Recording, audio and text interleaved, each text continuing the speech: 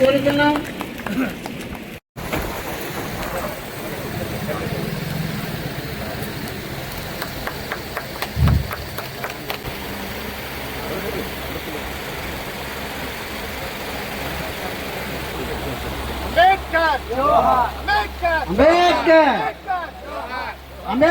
జయ జయ జయ జయ జయ జయ జయ శ్రీ అంబేద్కర, జయ జయ భారత భాస్కర, అస్పృశ్యత రూపుమా అని చెప్తే ఏమనుకోవద్దు.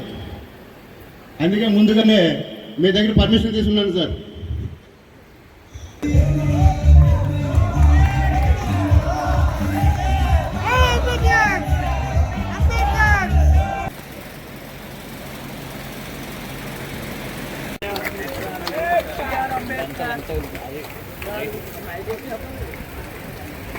మన డాక్టర్ బిఆర్ అంబేద్కర్ వారి 134వ జయంతి సందర్భంగా గారు, అదేవిధంగా మన Vijayawada police superintendent of police Moka Satyababu garu, అలాగే మన యానం గురువు గారు మల్లాడి కృష్ణారావు గారు చెప్పుకుంటాం. ఒక ముగ్గురు వ్యక్తులు ఉన్నారు, మన అంబేద్కర్నే కాకుండా ఒక ముగ్గురు వ్యక్తులు ఉన్నారు ప్రపంచ మేధావుల్లో ఎక్కువగా ఇంపార్టెన్స్ ఇచ్చింది మన అంబేద్కర్ గారికి. As one, people of all walk of life are now treated as one with the help of Dr. B.R. Ambedkar. 134వ జయంతి ఉత్సవాలు సందర్భంగా విచ్చేసినటువంటి ప్రతి ఒక్కరికి కూడా హృదయపూర్వక జయభీములు తెలియజేసుకుంటూ ఉన్నాం.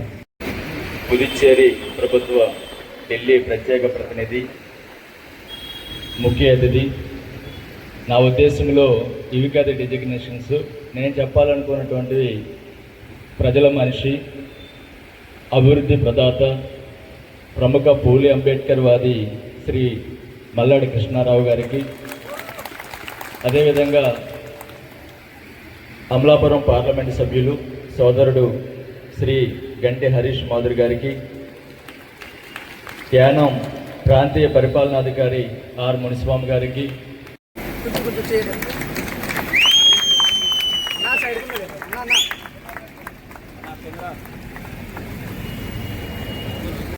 పోలీస్ ఒక సత్యబాబు గారు కూడా మేముంటూ బహుకరిస్తున్నారు. అంబేద్కర్ వెల్ఫేర్ మేముంటూ బహుకరిస్తున్నారు.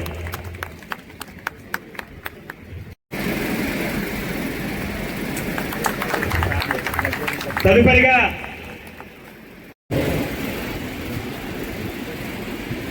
నూట 34వ మనందరికీ దైవం, మనందరికీ కాకుండా యావత్ భారతదేశానికి, అలాగే 100 ప్రపంచ దేశాల్లో ఉన్నవారు బాబాసాహెబ్ని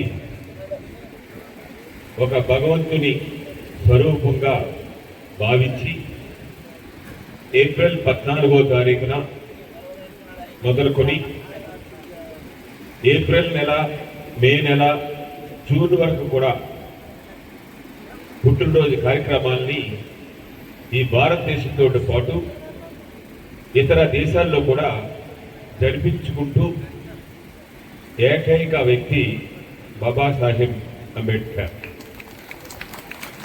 ఇవాళ బాబాసాహెబ్కి భారతరత్న ఇచ్చింది అని అంటే అది ఎవరికి భారతరత్న అంటే ఈ బాబాసాహెబ్ గారికి ఇచ్చినప్పుడు దానికి తగ్గట్టుగా ఉన్న వాళ్ళకే ఇవ్వాలి. అర్హత లేని వాళ్ళకి కూడా వచ్చేసినప్పుడు ఇచ్చిన వాళ్ళని అవమానపరిచినట్టుగా ఉంటారు. అందుకని దానికి సంబంధించిన ఇవాళ నిజమైన ఆ భారత రత్నకి అర్హుడంటే బాబాసాహెబ్ మాత్రమే చెప్పేసి మనం చేస్తున్నాం. అలాగే ఫార్వర్డ్ కమ్యూనిటీని కానీ ఇంకొకటి కానీ ప్రతి క్యాస్ట్ లోనూ స్వార్థపరులు ఉంటారు. ఫార్వర్డ్ కమ్యూనిటీ ఆ రోజుల్లో ఫార్వర్డ్ కమ్యూనిటీలో కొంతమంది మాత్రమే ఈ దళితుల్ని, బీసీల్ని అందరినీ కూడా దూరంగా పెట్టేవారు. కానీ ఇవాళ జ్యోతిరాజ్ ఫూలేనైనా బాబాసాహెబ్లైనా అందులో ఉన్న మంచి మనసుతోటి ఎంకరేజ్ చేసే విధంగా బాబాసాహెబ్ని కానీ అందరినీ చేశారంటే ఆ ఫార్వర్డ్ కమ్యూనిటీలో ఉన్నవాళ్ళు కూడా బుద్ధి గుర్తించి ముందుకు తీసుకెళ్ళగలిగారు. అందుకని ఒక కమ్యూనిటీని మనం దూరంగా మాట్లాడడం కానీ ఇంకోటి కానీ కరెక్ట్ కాదు. బాబాసాహెబ్ ఒకటే చెప్పారు, ఎవరైతే అందరూ కూడా బాగా చదివించండి, చదివించి మీరు ప్రయోజకులు అయినట్టయితే ఈ కుల వ్యవస్థ పోతారని చెప్పి చెప్తున్నారు. ఎంతో దూరదృష్టితో చెప్పారు.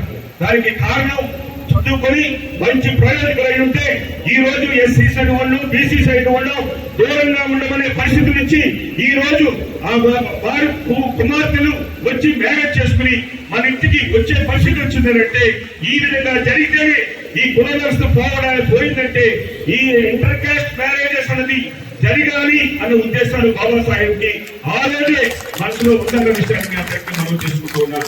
యాదవ్ చిన్న ప్రదేశ్ని ఇవాళ ఆంధ్రప్రదేశ్ కానీ తెలంగాణ కానీ 125 అడుగులు విగ్రహాలు పెట్టి అక్కడ కూడా బ్రహ్మాండంగా లైబ్రరీలు పెట్టి అన్ని కూడా చేశారు. కానీ ఆ పెట్టేటప్పుడు మన యాదవ్ చిన్న ఊరు కాబట్టి మనం చేసుకోవడానికి 13 ఎకరాలు 17 ఎకరాలు స్థలం ఉండదు కాబట్టి ఇది ఫిషరీస్ డిపార్ట్మెంట్ కి సంబంధించిన ఒక చేపల పిల్లల్ని పెంచే ఒక చెరువు. ఈ ఎకరం చెరువుని నేను ఫిషర్మెన్ కమ్యూనిటీ ద్వారా డిపార్ట్మెంట్ కూడా మాకు ఎటువంటి అభ్యంతరం లేదు, మేము ఈ చెరువు ఇక్కడ సీడ్ని పెంచుకోవడానికి వేరే చోట చూసుకుంటాం, ఇది అంబేద్కర్ విజ్ఞాన భవన్కి ఇవ్వండి వాళ్ళ చేత రిప్రజెంటేషన్ పెట్టించి ఈ భూమిని ఆర్టీఆర్ డిపార్ట్మెంట్ కి ట్రాన్స్ఫర్ చేయించి దాని తర్వాత 7 కోట్ల రూపాయలతో దీన్ని మనం యాన్ పెట్టుకున్నాం. ఒక లైబ్రరీ కింద పైరేమో మన పిల్లలకి కోచింగ్ సెంటర్ చేసుకునే విధంగా, అలాగే ఉద్యోగాలకి ఎక్కడ కూడా ఫీజు లేకుండా చదివించడానికి ఉండే విధంగా చేసుకున్నాం. కానీ నా మనసు చాలా కష్టంగా ఉంది. 2021 జనవరి 6వ తారీఖున ఓపెన్ చేసుకుంటే ఈ మధ్య కాలంలో ఒక చిన్న ట్రైనింగ్ తప్ప నేను అనుకున్నట్టుగా రాలేదు. దీనికి ప్రతి దానికి కూడా పై చదువులకు వెళ్ళడానికి పిల్లలకి ప్రతి ఉద్యోగానికి కూడా కోచింగ్ ఇక్కడ జరిపేలాగా సంవత్సరానికి ₹1 సిఎస్ఆర్ ఫండ్ నుంచి ఇక్కడ కంపెనీలు ఇచ్చేలాగా మిగిలిన డబ్బుని టెక్నికల్ ఎడ్యుకేషన్ డిపార్ట్మెంట్ వాళ్ళకి మనం చేసేలాగా 4 సంవత్సరాలు అయింది. ఒక్కడు పట్టుకుని లేదు. దండేసేటప్పుడు ఎవరన్నా అధికారంలో ఉన్నాడనుకున్నప్పుడు దండేసేటప్పుడు ఆలోచన చేయాలి. దీనికి ఏమన్నా నేను వేసినట్టు 1% పని చేశానా అని చెప్పేసి ఇక్కడ ఉన్న అధికారం అవ్వచ్చు, ఇక్కడ ఉండే ప్రజాప్రతినిధులు అవ్వచ్చు, నేను అనుకున్నా కాదనేది ఒకసారి ఆలోచన చేసుకోవాలి. అయినా కానీ ప్రభుత్వం సరిగా పూర్తిగా సహకరించకపోయినా కానీ యాదవ్ ఓల్డేజ్ హోమ్ ద్వారా గత 2-3 సంవత్సరాల్లో ఎంతో కొన్ని వందల మందికి ట్రైనింగ్ ఇప్పించి 22 లక్షల రూపాయలు ఖర్చు పెట్టి ఇక్కడ జరగవలసిన ట్రైనింగ్ ని ఓల్డేజ్ హోమ్ ద్వారా జరిపించారు. రాబోయే జూన్ 15 లోపు అంబేద్కర్ విజ్ఞాన భవన్ లో రాబోయే నుంచి ప్రతి పిల్లవాడు కూడా కోచింగ్ తీసుకునేలాగా అంబేద్కర్ సాక్షిగా ఇక్కడ చేస్తానని చెప్పేసి మనం ఆశించింది. ముందు వచ్చిన వాళ్ళు మాత్రమే 20లో ఎస్సీ కమ్యూనిటీ, 64 తర్వాత అనగా 61 సంవత్సరం తర్వాత ముందు వచ్చిన వాళ్ళకి కూడా రిజర్వేషన్ యానంలో 1% కూడా లేదు. ఎంతో ప్రయత్నం రాజ్యాంగాన్ని రాసిన రాజ్యాంగం లేదంటే భారతదేశ చట్టాల్లో మార్పు చేసే శక్తి నా దగ్గర లేదు. చాలా ప్రయత్నం చేసి దానికి నేర్చువైపోయి ఉన్నాను. అలాగే బీసీ కమ్యూనిటీ కానీ మైనారిటీస్ కానీ 2001 23 సంవత్సరాలు అయింది. ఇవాళ ఈడబ్ల్యూసీ కోటాలో పేదలు అనుకునే వాళ్ళు ఫార్వర్డ్ కమ్యూనిటీలో వారికి న్యాయం చేయాలన్న ఎన్డీఏ ప్రభుత్వంలో రిజర్వేషన్ ఇచ్చారు. సంతోషం. అది కూడా మిగతా వాళ్ళకి ఎఫెక్ట్ అవ్వకుండా ఒక 10% అని చెప్పేసి ఇచ్చున్నారు. కానీ మా పాండిచేరి కేంద్ర పాలిత ప్రాంతం చూసుకుంటే జనాభా లెక్కల్లో 6% మాత్రమే ఫార్వర్డ్ కమ్యూనిటీ ఉంది. మిగతా 94% ఎస్సీలు బీసీలు మైనార్టీలు మాత్రమే ఉన్నారు. దాంట్లో ముఖ్యంగా దాని కట్ ఆఫ్ డేట్ పెట్టకపోవడం వల్ల ఇది 2019లో ఈడబ్ల్యూసీ వచ్చింది. అంటే 5 సంవత్సరాల క్రితం వచ్చింది. ఇప్పుడు కొంతమంది దొంగలు ఇతర రాష్ట్రాల నుంచి యానంలో రేషన్ కార్డు ఓటు కార్డు ఇక్కడికక్కడ స్థలాలు చేయించుకుని ఇక్కడికి అప్లై చేస్తూ ఉన్నారు. ఇక్కడ స్థలాలు కొంటూ ఉన్నారు. వెంటనే బిల్డింగ్లు చేసి రాబోయే రోజుల్లో ఇక్కడున్న ఫార్వర్డ్ కమ్యూనిటీలో పిల్లలందరికీ కూడా పొట్టం కొట్టేయాలని చెప్పేసి ఇప్పుడు నుంచే ప్రయత్నాలన్నీ కూడా మొదలైపోయాయి. దానికి కట్ ఆఫ్ డేట్ 2019 ఎస్సీలకు 1964 ఎలాగైతే ఉందో, బీసీలకు 2001 ఎలాగైతే ఉందో, ఫార్వర్డ్ కమ్యూనిటీ కూడా 2019 కట్ ఆఫ్ డేట్ పెట్టాలి. వచ్చే వాళ్ళకి రిజర్వేషన్ లో అర్హత ఉండకూడదు అన్నది ఈ పాయింట్.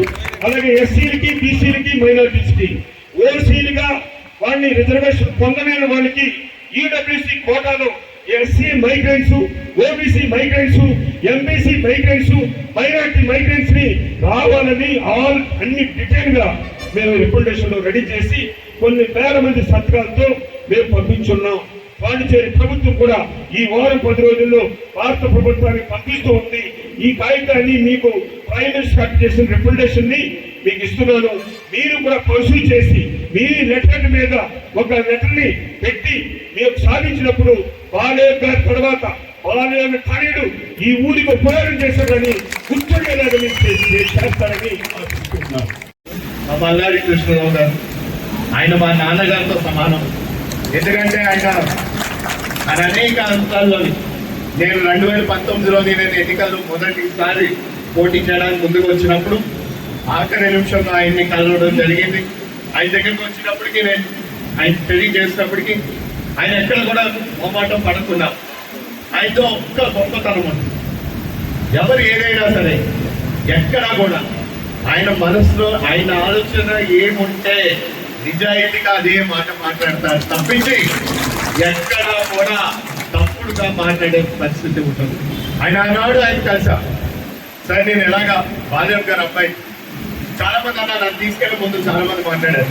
లేదు ఆయన ఒక్కసారి ఆయన ఖచ్చితంగా నీకే సహకరిస్తారు, ఎందుకంటే కానీ ఆయన ఒకటే చెప్పారు, మరి నేను మాత్రం ఆల్రెడీ మాటిచ్చాను, ఈసారికైతే మాత్రం నన్ను అడగతాను, ఎందుకంటే నేను ఆల్రెడీ ఒక మాట ఇచ్చినప్పుడు నేను మాటకి కట్టుబడి ఉంటానని.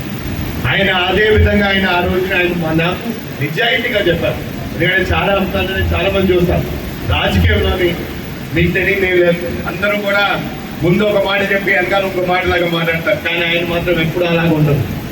సుమారు 4 సంవత్సరాల ముందే ఇంత అద్భుతంగా కట్టి రేపన్నాడు భావితరానికి ఉపయోగపడుతుంది అనే ఆలోచనతో ఆయన ఈ ప్రాంతాన్ని అభివృద్ధి చేస్తారు.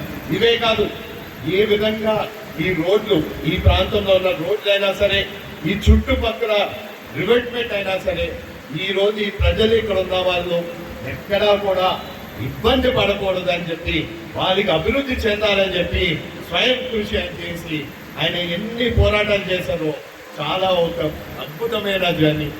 ఆయన్ని ఒకటే కోరుకుంటుంది, రేపన్నాడు మళ్ళీ వస్తారు, ఖచ్చితంగా ఆయన వస్తారని కూడా తెలియజేస్తుంది. మేము ఒక ఎంపీగా మా బిఆర్ అంబేద్కర్ పాలసీ మధ్య దాకే కాదు, ఖచ్చితంగా యానం ప్రజలకి కూడా ఉంటామని చెప్పి ఈ సందర్భంగా కూడా మీ అందరికీ కూడా తెలియజేస్తున్నాం. బాధ్యత ఇచ్చారు, ఖచ్చితంగా సార్ దీని గురించి నా వంతు నా పూర్తి కృషి కూడా ఉంటుందని కూడా దీన్ని కూడా నేను ఆయన జిఎంసి బాలయ్య గారి పైన మీరు పెట్టుకున్న నమ్మకం విధంగా నా పైన కూడా మీరు పెట్టుకున్నారు, ఆ నమ్మకాన్ని నిలబెడతానని కూడా ఈ సభ ముఖంగా మీ అందరూ తెలియజేస్తున్నాను.